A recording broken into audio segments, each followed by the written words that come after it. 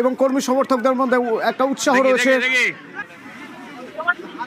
দেখো, সল্টলেক বিজেপি অফিসে গতকাল থেকেই উৎসবের মুহূর্ত সাজো রব। এই মুহূর্তে সল্টলেক বিজেপি দপ্তরে ঢুকছেন শুভেন্দু অধিকারী। নন্দীগ্রাম এবং ভবানীপুর কেন্দ্রের বিজয়ী বিজেপি প্রার্থী শুভেন্দু অধিকারী তিনি এই মুহূর্তে ঢুকছেন সল্টলেক বিজেপি দপ্তরে।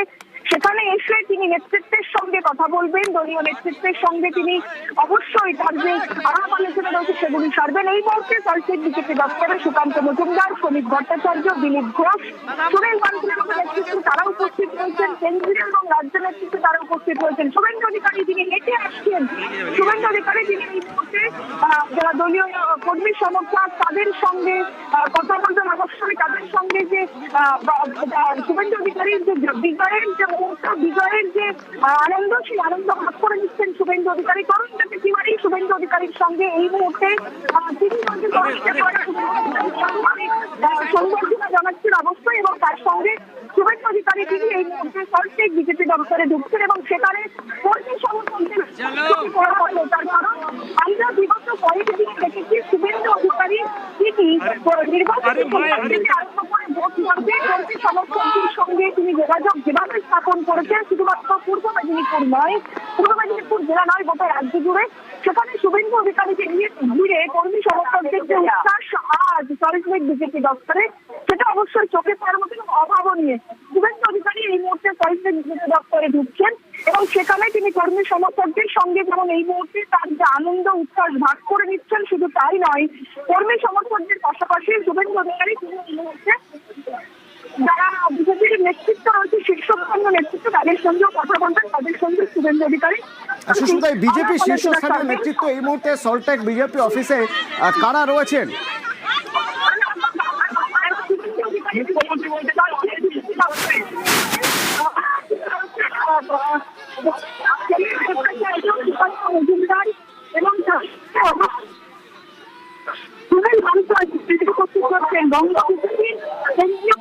সুস্মিতা, একটু সঙ্গে থাকো, খুব স্পষ্ট শুনতে পাচ্ছি না তোমার কথা, তোমার সঙ্গে যোগাযোগ করবো, তবে কি হচ্ছে একবার দেখা যাক এখানে।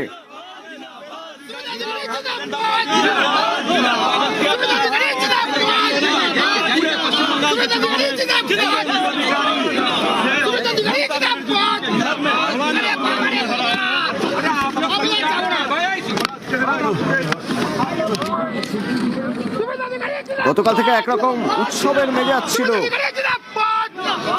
সল্টলেক বিজেপি পার্টি অফিসে, এবং গতকাল এখান থেকে সবাই উচ্ছ্বাস দেখিয়েছেন যখন দিল্লি থেকে নরেন্দ্র মোদী বার্তা দেন বাংলার জয় নিয়ে, বিজেপির বাংলা জয় নিয়ে, এবং সেই উৎসবের মেজাজে বোধহয় অন্য মাত্রা। শুভেন্দু অধিকারী যেখানে পৌঁছানোর পর রাজ্যের শীর্ষ নেতৃত্বরা এখানে রয়েছেন।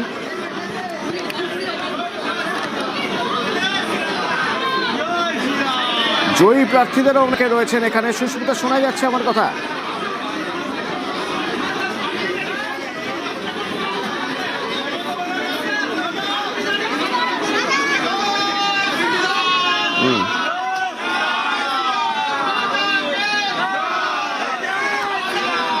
এবারের ভোটে জায়ান্ট কিলার বলা হচ্ছে শুভেন্দু অধিকারীকে। প্রথম থেকেই আমরা বলে আসছিলাম এবার ভোটের ভর কেন্দ্র ভবানীপুর। সেই ভবানীপুরে মমতা শুভেন্দু ফেস অফ, এবং সেই লড়াই জিতলেন শুভেন্দু অধিকারী। শুধু তাই নয়, নন্দীগ্রাম থেকেও জয়ী শুভেন্দু অধিকারী। ভবানীপুরে 15,114 ভোটে জয়। তিনবারের মুখ্যমন্ত্রীকে হারালেন, যদিও এর আগেও একবার হারিয়েছেন নন্দীগ্রামে 2021-এ, আর এবার 2026-এ ভবানীপুরে। বলা হচ্ছে শুভেন্দু অধিকারী জায়ান্ট কিলার। দুবার মুখ্যমন্ত্রীকে হারিয়ে চওড়া হাসি শুভেন্দু অধিকারীর। ওদিকে নন্দীগ্রামেও জয়ের হ্যাট্রিক। গতকাল ভবানীপুরে জয়ের পর শুভেন্দু অধিকারীর সেই বক্তব্য একবার শোনাবো আপনাদের। আমাকে ভবানীপুরের মুসলমানরা ভোট দেয়নি, আমাকে জিতিয়েছে হিন্দুরা, জৈন, শিখ সমাজ। আমি তাদের প্রণাম করি। এই সিট জেতা দরকার ছিল। ডক্টর শ্যামাপ্রসাদ মুখার্জি কলকাতা দক্ষিণ পূর্ব থেকে প্রথম জিতেছিলেন লোকসভায়। এই আসন না জিতলে ডক্টর শ্যামাপ্রসাদ মুখার্জির স্বপ্ন পূরণ হতো না।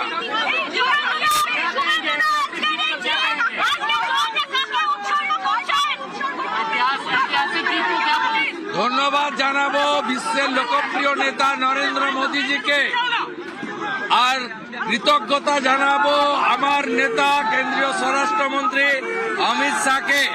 তিনি আমাকে এই কেন্দ্রে দাঁড়াতে নির্দেশ দিয়েছিলেন, উৎসাহিত করেছিলেন। আর আমার এই জয় 300 বিজেপি কর্মী যাদের আত্মবলিদানে আজকে বাংলায় পরিবর্তন, সেই 300 বিজেপি কর্মী এবং হিন্দু শহীদ হরগোবিন্দ দাস, চন্দন দাস সহ যারা হিন্দুত্বের জন্য প্রাণ দিয়েছেন তাদের প্রতি উৎসর্গ করলাম।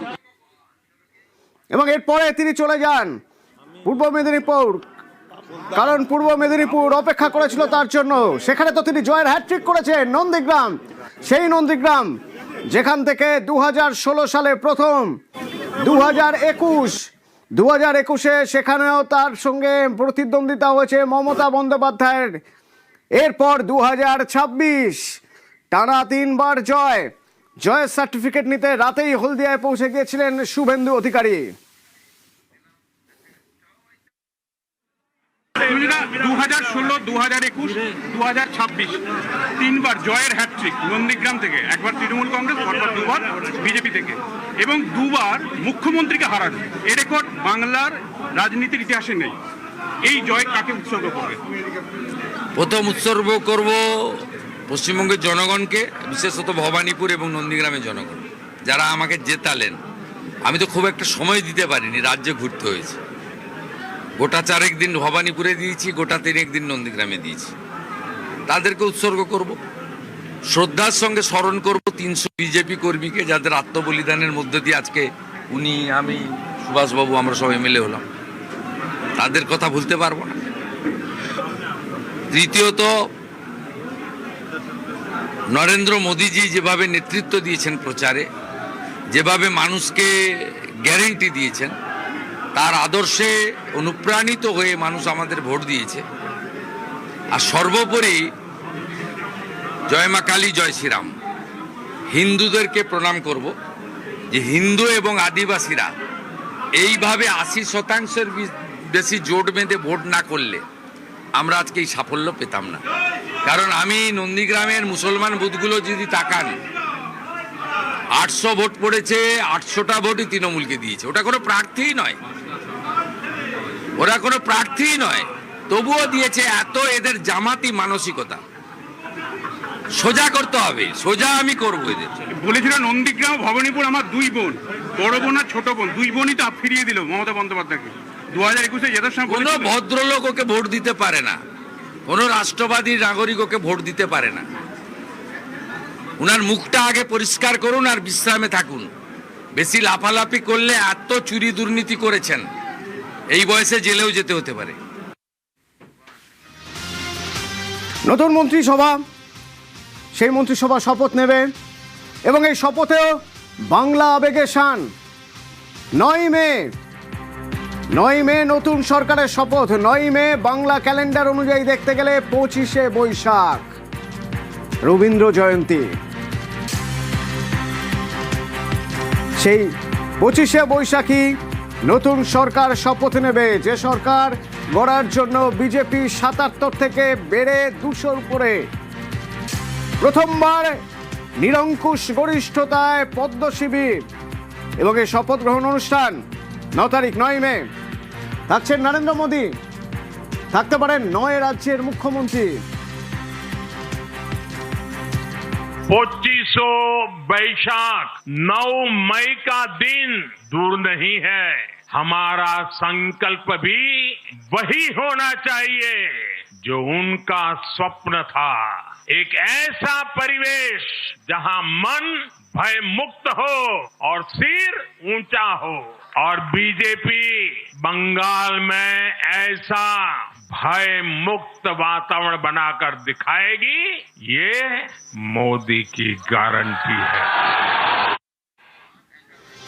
এর আগে যখন ভোট প্রচারে এসেছেন নরেন্দ্র মোদী, তখন তিনি বলেছিলেন যে এরপর আসবেন শপথ গ্রহণ অনুষ্ঠানে 27শে এপ্রিল। কি বলেছিলেন শুনুন।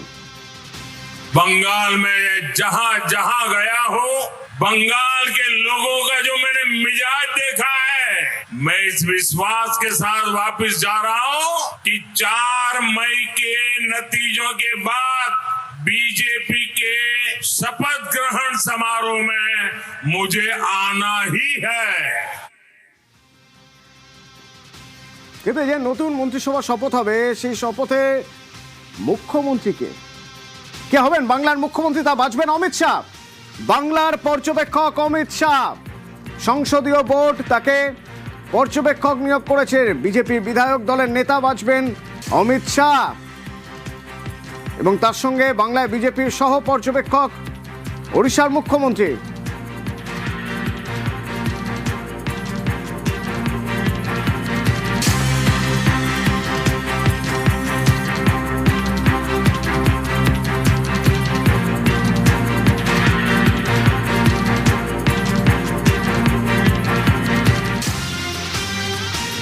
গতকাল যে সময় স্পষ্ট হয়ে যায় দেওয়াল লিখন যে এবার বিজেপি সরকার গড়ছে, তারপর থেকে বিভিন্ন জায়গা থেকে বিক্ষিপ্ত অশান্তি, যেমন আমি যদি গঙ্গারামপুরের ছবি দেখাতে চাই আপনাদের, সেখানে তৃণমূল অফিসে ভাঙচুর, আগুন, চেয়ার টেবিলে আগুন, তৃণমূলের পতাকা খুলে বিজেপির পতাকা। দক্ষিণ দিনাজপুরের গঙ্গারামপুর, কালীতলা,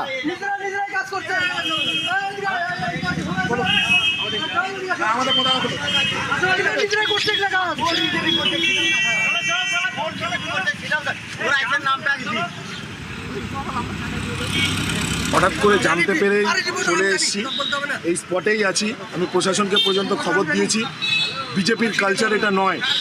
আমি গঙ্গারামপুর শহর মণ্ডল সভাপতি হিসেবে এর কঠোর প্রতিবাদ করছি এবং এই ঘটনার সঙ্গে যারা জড়িত আইনকে আমি বলবো আইনের রাস্তায় যেতে। আমি তৃণমূলকে বলবো যারা জড়িত তাদের নামটা আমাদের সামনে আসতে, আইন আইনের পথে হাঁটবে। ওদিকে জাহাঙ্গীরের পার্টি অফিস বজবজে, সেই পার্টি অফিসে ভাঙচুর, মহেশতলা বজবজে একাধিক তৃণমূলের অফিস ভাঙচুর।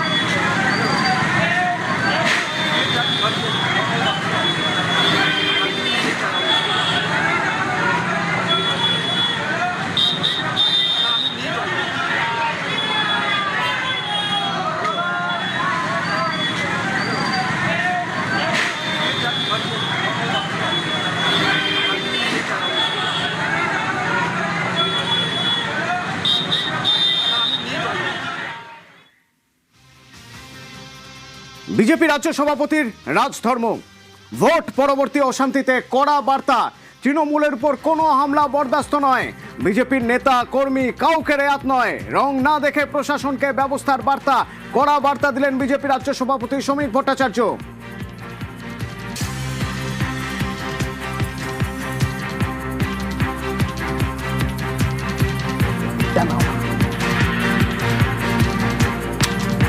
বিজেপির পতাকা নিয়ে কোথাও যদি কোনো রাজনৈতিক হিংসা চলে, কোনো তৃণমূল অফিসের উপরে আক্রমণ হয়, মুখ্যমন্ত্রীর পরিবারের প্রতি বাড়ির সামনে দাঁড়িয়ে যদি কদর্য ভাষা ব্যবহার করা হয়, তাকে দল থেকে বার করে দেব, সেই অধিকার আমার পার্টির সংবিধান আমাকে দিয়েছে। প্রশাসনকে দেখতে হবে বিজেপির পতাকা হাতে নিয়ে বা কেউ কোনো অটো স্ট্যান্ড, কোনো টোটো স্ট্যান্ড, কোনো কারখানা মালিকের থেকে যদি টাকা পয়সা চায়, নিতে চায়, কঠোরতম ব্যবস্থা নেবেন, তাকে গ্রেপ্তার করবেন, কোনো রং দেখে কাজ করবেন না। কোন রাজনৈতিক হিংসার জায়গা পশ্চিমবঙ্গে নেই।